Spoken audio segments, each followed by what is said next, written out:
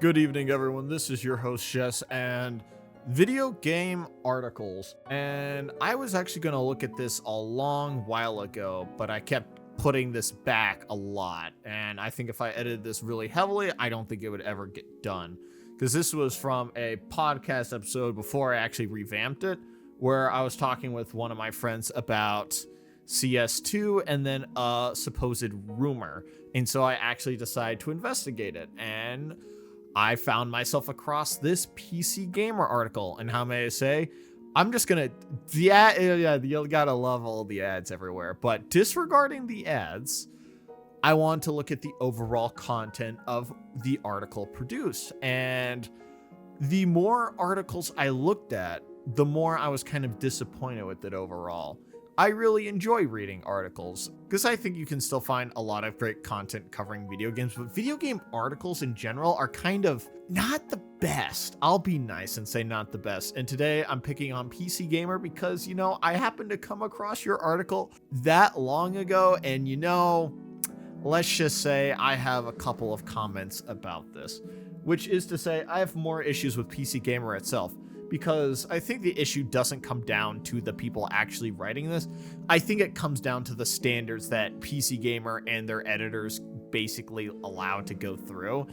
Because I think it could be so much better. This was about a rumor. So when rumors get really popular, okay, it's either do we prove the rumor right or do we prove the rumor wrong? And I think you can make a really interesting story out of this. But reading through, there are a couple of things that are just a little bit bleh. PC Gamer has a lot of hyperlinks, and let's just say, why do you even hyperlink that? That's just the trailer to the game. Pointless. It's pointless. There's no relation. This is talking about anti-cheat, and you're linking it to this is smokes. I don't know why they would even do that. That's just a common trend, but continuing onward, CSGO, CS2. All right, a general basis of essentially what it is. All right, okay, cool. Now we get to the actual part about the rumor. Okay, so we have a Twitter user who supposedly, I don't know if they're a data miner, it doesn't say, it just says a Twitter user basically sees CS2's code back live. And so essentially the evidence is a Twitter post. That's it. That is everything. And then it links to someone's random YouTube video, which is right here. Cheater detected moments in Valorant. And it's not even CS. Whoa, why? Okay, so essentially what we have here is, okay, we have a basis for a game, pointless hyperlink, a Twitter user is our evidence. All right, cool. How do we build the story? All right, cheaters are bad. Yes. Build a story. Oh, it's like Valorant Vanguard. Wow. Oh my God. Every anti-cheat's not perfect, but I hope, oh my God, this is, okay. So I think you can tell biggest problem overall. The evidence is a Twitter user. So this isn't a personal article, so you can't really give an excuse for not really doing a lot of research on this. There's no comment by Valve or any mention of reaching out to Valve about whether this is true or not. There's also no evidence from anyone who's actually a data miner or anything of that. So we don't really have a lot of, really any reliable sources or really anything to really build a story off of.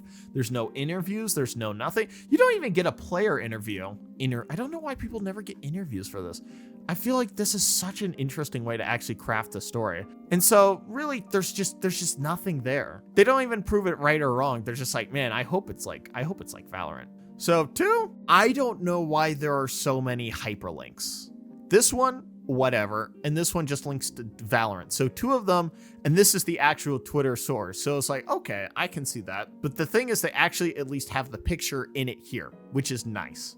Some of them don't do that, but you actually have the source here. So then that actually links back. There's really only one necessary hyperlink here to actually check the source. Otherwise, what's the point of the other hyperlinks? I'm here to read an article. I'm not here to go willy-nilly on a goose chase and be like, oh, I wonder what is presented to me today by PC Gamer.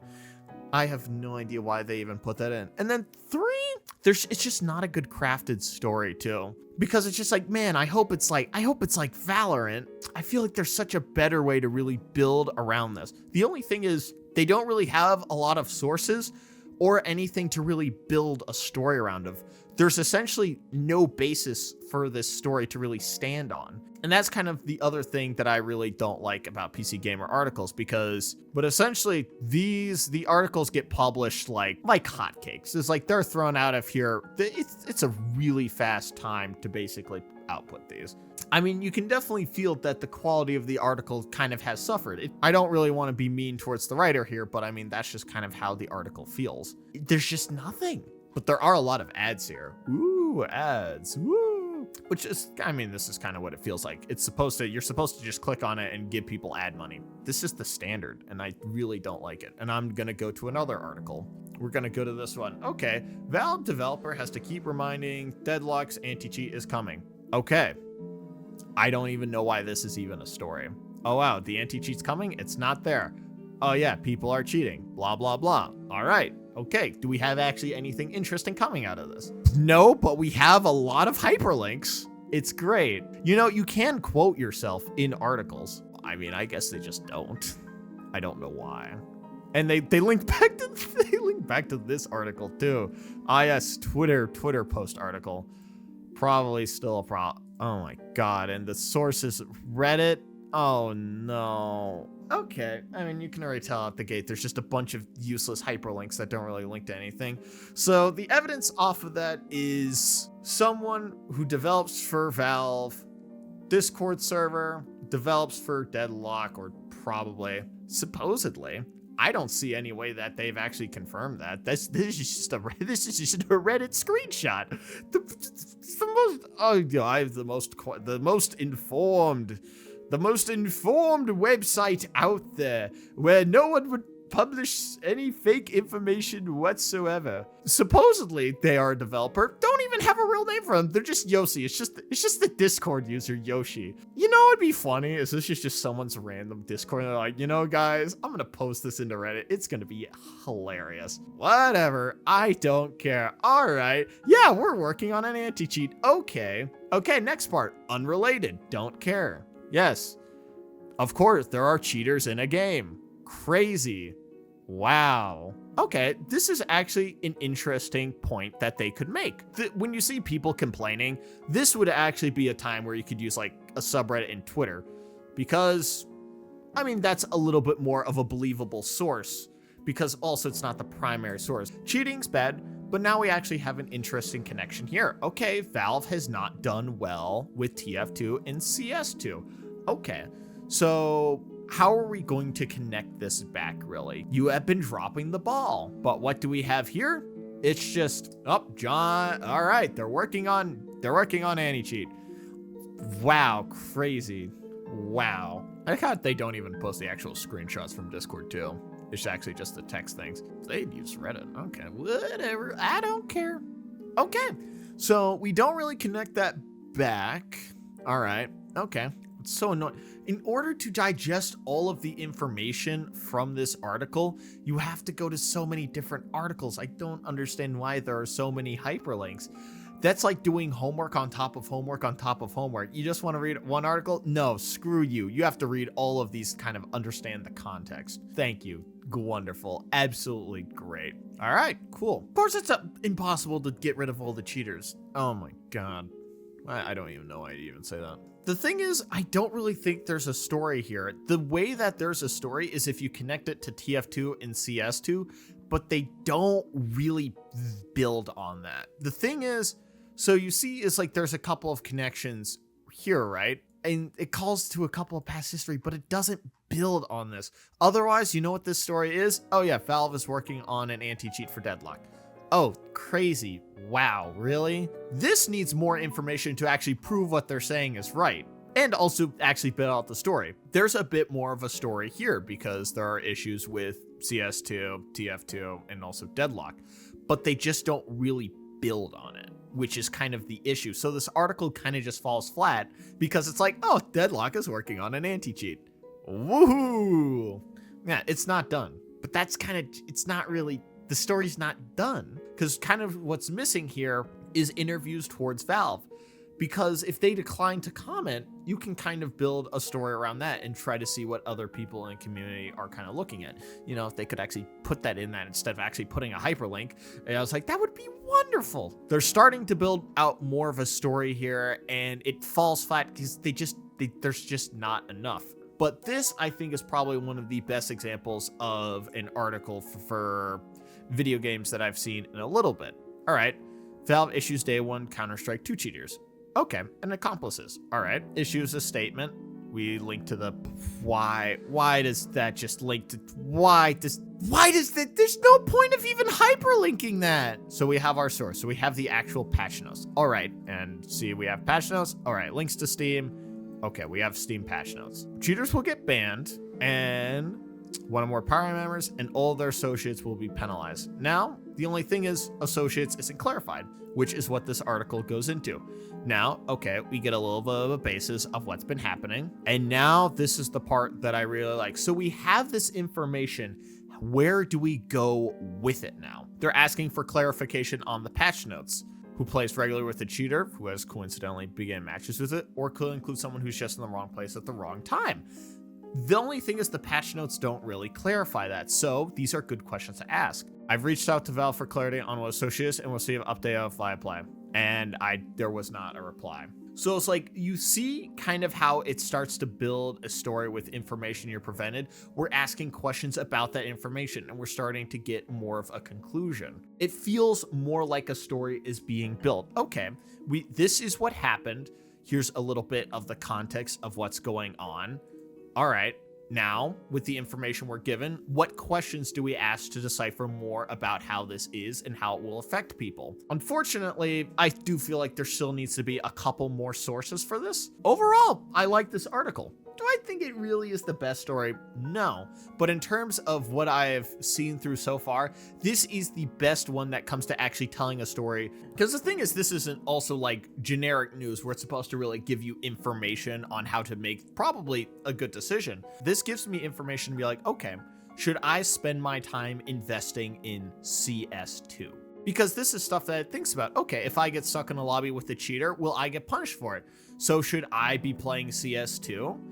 Because if I get into a lobby with a cheater, which people have, will I get punished for it? Which is a good question. It's a shame that it didn't get updated, because this, I feel like, is actually the most story they kind of got out of this. Because this is, I think, what actually comes down to the purpose of all of these video game articles. You were given information to make decisions on whether you should invest time in games.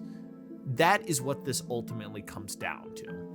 And a lot of the articles I don't really feel like deliver on giving you that information to do that, or in a very good way. This, I actually feel like it's gotten the closest to it so far. This is also considered news, but unfortunately this is the same person who wrote the other one. I really like this article. I don't like this article because it kind of just feels a little bit just more like an ad. This is just a game announcement. I don't even think this is really an op-ed if you're actually kind of thinking about it. Out of everything I presented, it's like this one needed more work, and also the source shouldn't have been a Twitter user, because the story disproving a rumor, that is a story. This, I feel like they went on the wrong story, because Deadlock, oh, they're working on an anti-cheat, that's not a story, but the things in here start to build a story, such as relating Valve back to TF2 and CS2's anti-cheat. Okay, we're starting to get a bit of a story here. This one actually starts to do a story. Okay, we have patch notes. I wish to clarify the patch notes, because is it a possibility that regular players could get banned in lobbies with cheaters? This is actually more of a story here. Where's the story? This is an announcement. I do like that they actually reached out to the founder and asked about the game. That is nice. To be fair, you could kind of just watch the trailer. It's like, just organizational wise, it's like you could probably put this somewhere else, where it's like, oh, just something that actually is game announcements. Probably they should actually just make like a little game announcement thing for it. I think that would actually be a lot better of an idea. What you're expecting is like, when I look at news, okay, I'm looking for accurate information. They're gonna tell a story out of it. But also at the end of the day, I'm gonna get information about kind of how I'm gonna make decisions about video games. That is what I'm supposed to get out of this. There's a lot of output of articles, and that PC Gamer is having their people do. I imagine since it's the weekend, people are taking a break. But point being, say during the weekday, got a couple of articles you got to do in a day, and that's a lot. This just seems like output, output, output. And with looking at all of these, I don't know what PC Gamer's standards are. They're kind of all over the place. And that is why I feel like video game articles are just not fun to read. Because if I were to go through a couple of these articles, I'd be going like, okay, that could be good. Or then it's like, what am I reading? What in the world am I going through? And it's like, oh, I don't know why I'm even reading that. What was even the point of reading that? I definitely think a lot of the writers here can put in good work, but PC Gamer has to put in standards in order to make that work, well, how may I say, actually fun to read and not like, oh, advertisement. Because to me, I mean, it just feels tabloidy. I mean, that's just what it comes off of. But that's just how I personally feel about these articles. Especially, I like reading. The thing is, I like reading articles. Sometimes I don't want to watch a YouTuber be like, oh man, that's me, John. Here's game news. Oh my god, wow, crazy. It's like, okay, this reminds me why I don't really read game articles. It's because it's all over the place.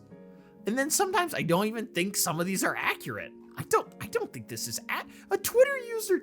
Don't you even confirm? Yeah. I feel like in the entertainment space, if you ever have seen Rolling Stones, I feel like Rolling Stones is a solid example of media articles done well.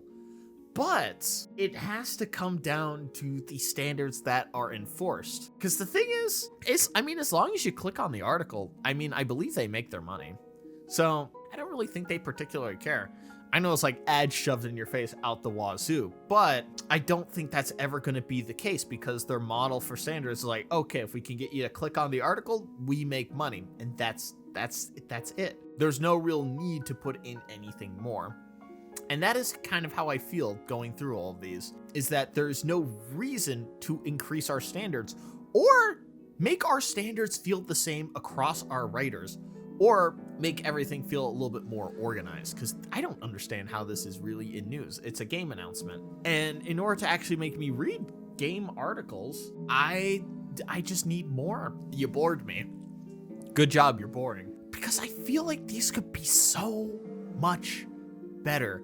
The thing is, I see the potential in there. But remember, you should buy this phone from Best Buy on my advertisement. Look at my advertisement wall of advertisements. Click the link in below for my sponsor, Scoopity Doopity, for 8% off your first Shmungus.